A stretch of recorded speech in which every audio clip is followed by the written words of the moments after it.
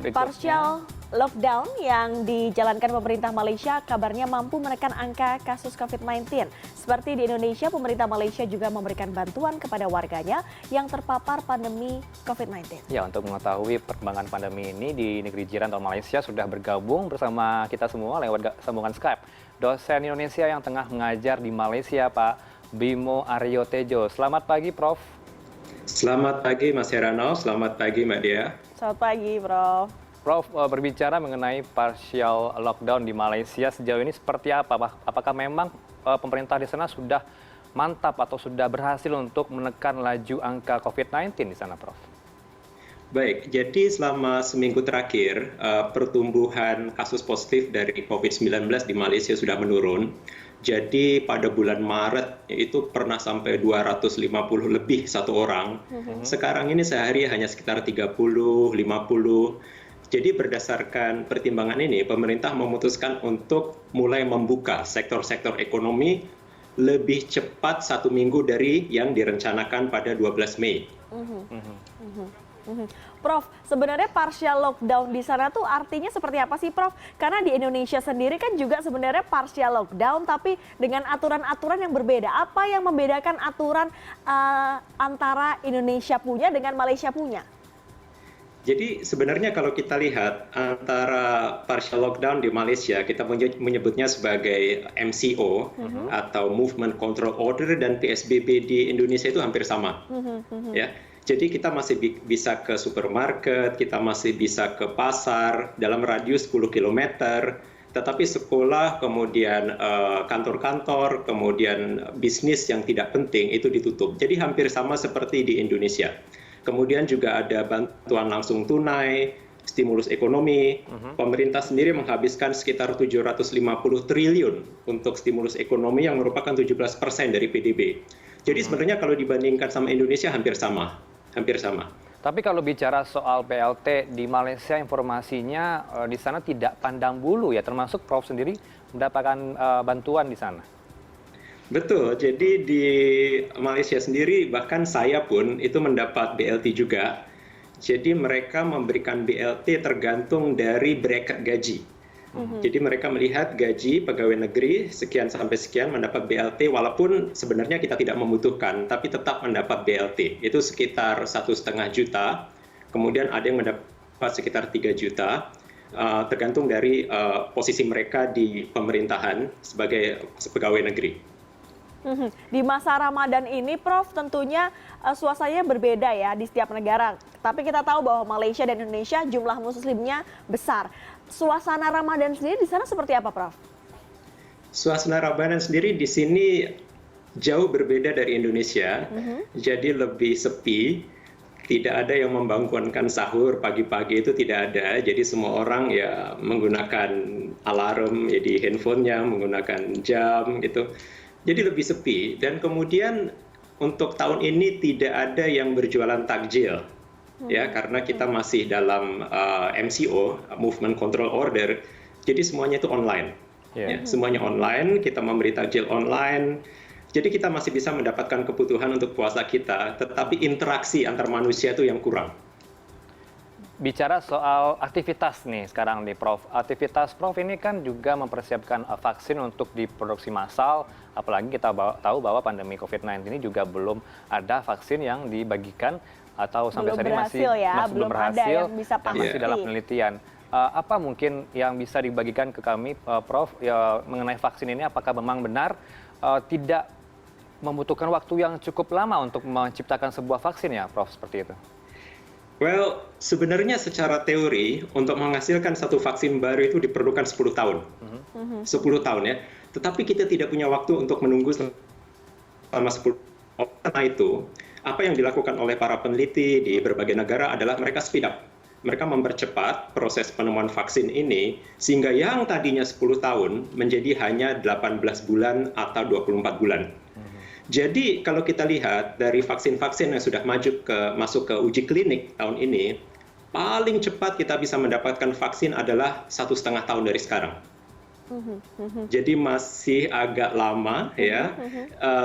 Kita harus bersabar karena untuk vaksin ini kita harus benar-benar meyakinkan bahwa vaksin ini aman jadi tidak membahayakan kita dan efektif, jadi bisa menghambat perkembangan virus.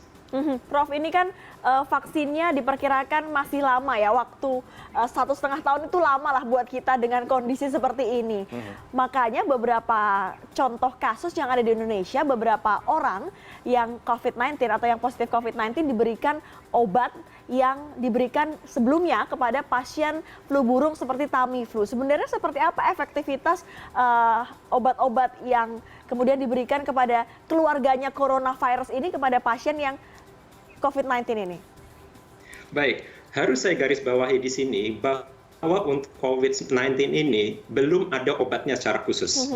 Jadi obat-obat yang kita gunakan sekarang ini adalah obat-obat yang digunakan untuk penyakit lain. Jadi istilahnya adalah drug repurposing. Ya. Misalnya kita menggunakan Kaletra, kita menggunakan obat ini untuk HIV. Kemudian seperti di Indonesia, mereka menggunakan oseltamivir yang digunakan untuk flu burung.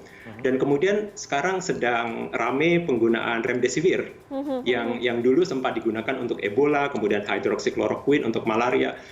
Apakah efektif atau tidak? Harus saya katakan ini semua bukan obat-obat untuk COVID-19. Seperti remdesivir, efeknya itu adalah memendekkan masa tinggal pasien dari 15 hari di rumah sakit ke 11 hari. Kelihatannya nggak signifikan ya, tapi kalau kita lihat di rumah sakit, mereka berhasil menghemat waktu selama 4 hari ini signifikan sekali. Artinya ada pasien baru yang bisa masuk. Jadi jangan sampai rumah sakit atau sistem kesehatan nasional ini ambruk karena terlalu banyak pasien di rumah sakit. Jadi fungsi dari obat ini hanya memendekkan durasi pasien tinggal di rumah sakit, ya tidak menyembuhkan secara total. Tapi bicara soal vaksin ini, ada kritikan dari salah satu mantan Menteri Kesehatan di era SBY, Siti Fadila Supari, yang menyatakan bahwa jangan terlalu cepat untuk mengambil vaksin dari Bill Gates, karena kita belum tahu fit dari vaksin itu seperti apa, apakah memang benar itu vaksin bisa digunakan di Indonesia atau di beberapa negara lainnya, Prof. Untuk itu, karena sekarang vaksin-vaksinnya tengah diuji, jadi posisi saya di sini adalah netral dan realistis. Kita harus melihat datanya.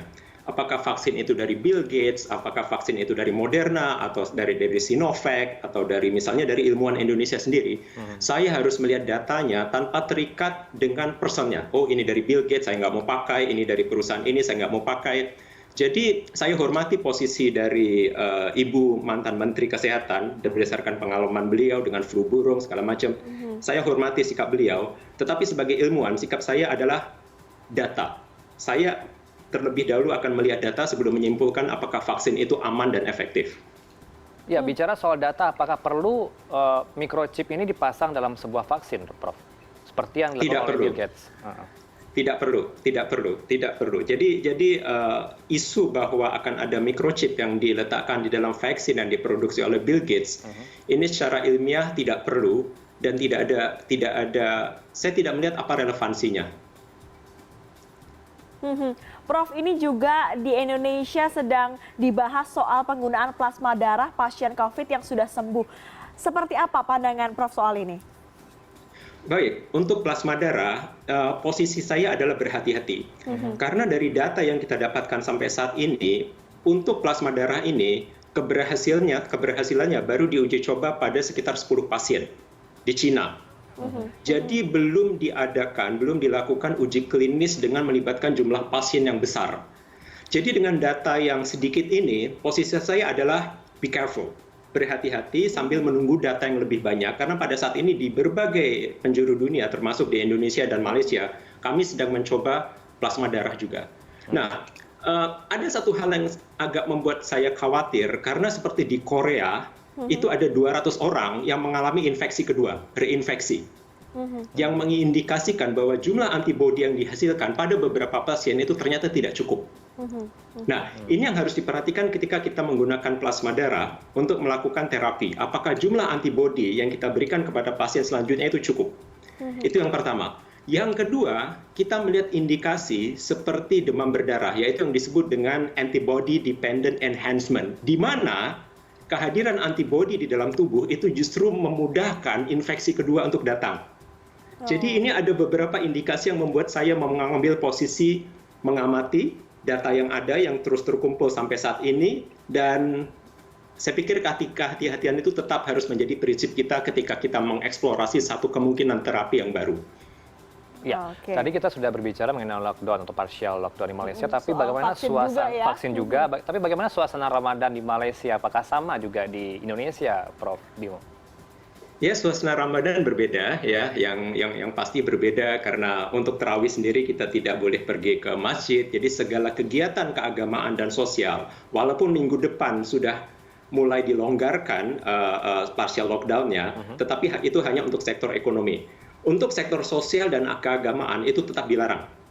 Itu tetap dilarang. Termasuk untuk pulang kampung itu sudah dari awal sudah dilarang. Jadi untuk tahun ini kita semua akan berlebaran di rumah masing-masing, tidak ada sholat Id. Jadi sesuatu yang berbeda untuk tahun ini. Iya, berbuka virtual dan juga lebaran virtual nantinya. Iya, Ya. pasti Prof juga nggak Betul. bisa pulang ya. Nggak bisa pulang ke Indo ya, Prof? Well, ini kenyataan yang harus kita terima dan berdasarkan beberapa data yang kita baca, sejauh vaksin itu tidak ditemukan, kita akan hidup seperti ini selama 2 tahun. Serius, Prof? Jadi Sedih ini banget. data yang baru. Kapan jalan-jalannya gitu. Jadi ini yang data kita dapatkan dari Amerika berdasarkan pemodelan yang dilakukan di sana. Kalau tidak ada vaksin, kita akan terus-menerus melakukan PSBB, melakukan partial lockdown selama 2 tahun sampai tahun 2022 ketika sekitar 70 atau 80% populasi sudah kebal terhadap virus corona. Jadi saya berharap semoga tidak terjadi, tapi kalaupun terjadi, kita harus siap untuk hidup bersama virus corona sampai 2022. Oke, berarti herd community itu betul ya, Prof? Herd immunity itu sebenarnya adalah satu konsep yang masuk akal. Ketika belum ada vaksin, maka satu-satunya yang bisa kita andalkan adalah herd immunity. Ketika 70 atau 80% populasi sudah tertular dan mereka menjadi kebal. Tetapi konsep ini adalah pertaruhan. Karena seperti saya bilang, 80% kebal, bagaimana 20%-nya? 20% dari 270 juta rakyat Indonesia itu berarti 50 juta dan mereka akan memenuhi rumah sakit, mereka 2%-nya akan meninggal, lebih kurang 5 juta. Sistem kesehatan kita bisa ambruk. Jadi herd immunity ini tidak saya sarankan dan saya lebih fokus kepada mempercepat proses penemuan vaksin ketimbang berharap herd immunity akan terjadi dalam 2 tahun ke depan. Oke, mudah-mudahan teman-teman peneliti semuanya bersatu untuk bisa menciptakan vaksin. Terima kasih Profesor Bimo Aryo Tejo. Ini adalah Profesor Madya di Universitas Putrajaya Malaysia telah bergabung bersama kami pagi hari ini. Semoga Prof selalu sehat. Terima kasih.